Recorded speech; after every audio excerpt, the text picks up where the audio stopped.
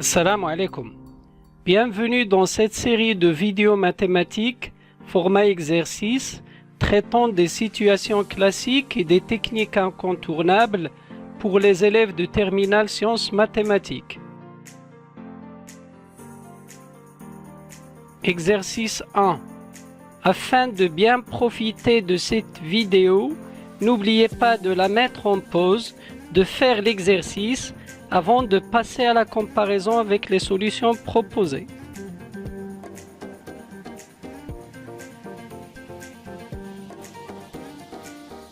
Dans la première partie de la question 1, il s'agit de montrer qu'il existe un unique alpha n appartenant à 0 plus l'infini, tel que fn de alpha n égale 0. D'une part, fn est continu sur l'intervalle ouvert 0 plus l'infini comme somme de fonctions usuelles continues. D'autre part, fn est strictement croissante sur ce même intervalle. En effet, en calculant sa dérivée, on s'assure qu'elle est strictement positive.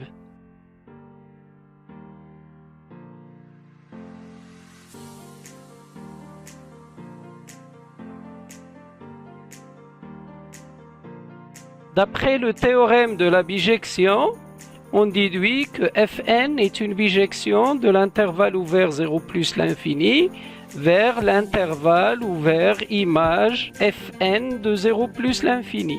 Cet intervalle n'est autre que moins 1 plus l'infini. Puisque fn est bijective de 0 plus l'infini vers moins 1 plus l'infini et 0 appartient à fn de 0 plus l'infini, alors il existe un unique alpha n appartenant à 0 plus l'infini antécédent de 0, c'est-à-dire fn de alpha n égale 0. Ce alpha n convient aussi pour l'intervalle 0 plus l'infini, 0 compris. Il suffit de vérifier que fn de 0 est différent de 0.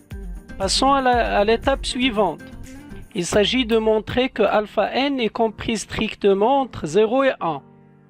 On va utiliser le théorème des valeurs intermédiaires. Vérifions les hypothèses. Fn est continu sur l'intervalle fermé 0,1. En effet, tous ces constituants le sont. D'autre part, Fn de 0 fois Fn de 1 est inférieur strictement à 0. Il suffit de calculer les deux images. Donc, d'après le théorème des valeurs intermédiaires, il existe un unique Cn appartenant à l'intervalle ouvert 0,1 tel que Fn de Cn égale 0. Or, le alpha n est l'unique solution de l'équation Fn de x égale 0 sur tout 0 plus l'infini. Par suite, on déduit l'égalité de alpha n et Cn. Comme alpha n égale Cn et Cn appartient à l'intervalle 0,1, alors on déduit que alpha n est compris strictement entre 0 et 1. Passons à la question 2.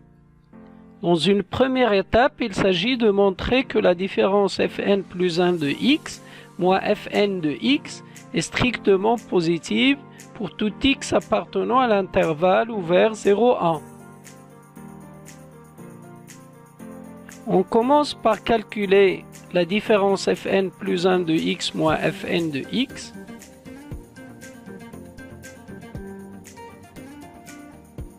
On la simplifie, puis on utilise les propriétés des racines nième d'un nombre réel positif pour mettre l'expression sous un format où il y a une racine nième commune. C'est la racine d'ordre n fois n plus 1, afin de faciliter la comparaison des deux racines nièmes en utilisant l'appartenance de x à l'intervalle 0,1 et le fait que la racine nième est une fonction strictement croissante sur 0 plus l'infini. Ceci nous permet d'obtenir le signe demandé. Dans la deuxième partie de cette question, il s'agit de montrer que fn plus 1 de alpha n est supérieur strictement à 0. On sait que alpha n est compris entre 0 et 1 d'après la première question. Donc en utilisant la première étape de la question 2, on déduit que fn plus 1 de alpha n moins fn de alpha n est strictement positif. Or, fn de alpha n égale 0, donc fn plus 1 de alpha n est supérieur strictement à 0.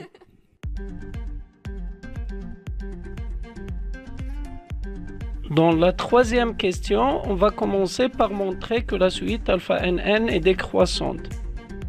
Étant donné un n appartenant à nn plus grand que 2, il s'agit de comparer alpha n et alpha n plus 1. On part de la deuxième question exactement du fait que 0 est inférieur strictement à fn plus 1 de alpha n. Et vu le fait que le 0 c'est aussi fn plus 1 de alpha n plus 1, on compose par la bijection réciproque fn plus 1 moins 1. Fn plus 1 moins 1 est aussi strictement croissante, d'après le théorème de la bijection réciproque. Or, fn plus 1 moins 1 de fn de x égale à x pour tout x appartenant à 0 plus l'infini, d'où on obtient alpha n plus 1 inférieur strictement à alpha n, d'où la suite alpha nn est décroissante.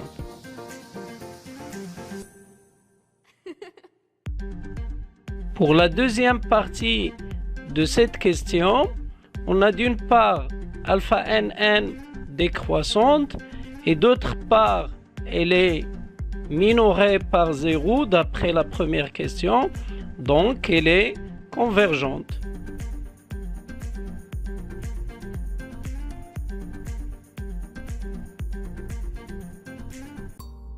Dans la quatrième question, on veut comparer alpha n et 1/5 puissance n.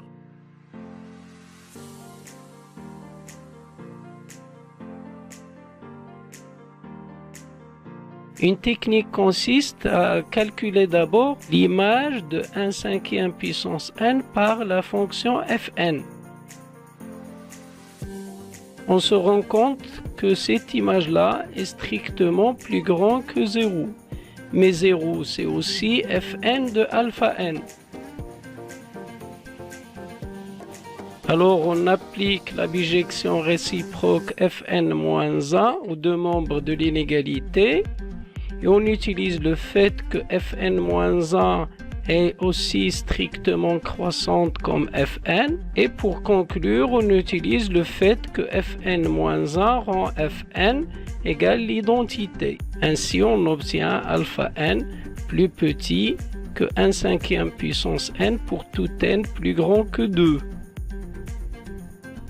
Afin de déterminer la limite de alpha n, on va utiliser la technique du théorème des gendarmes.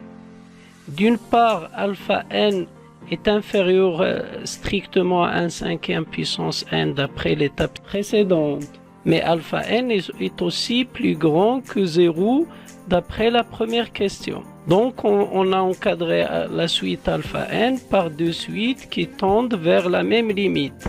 Limite de 0 c'est 0, limite de 1/5 puissance n, quand n tend vers plus l'infini, c'est aussi 0 car 1/5 est compris entre moins 1 et 1. On déduit que la limite de alpha n égale 0.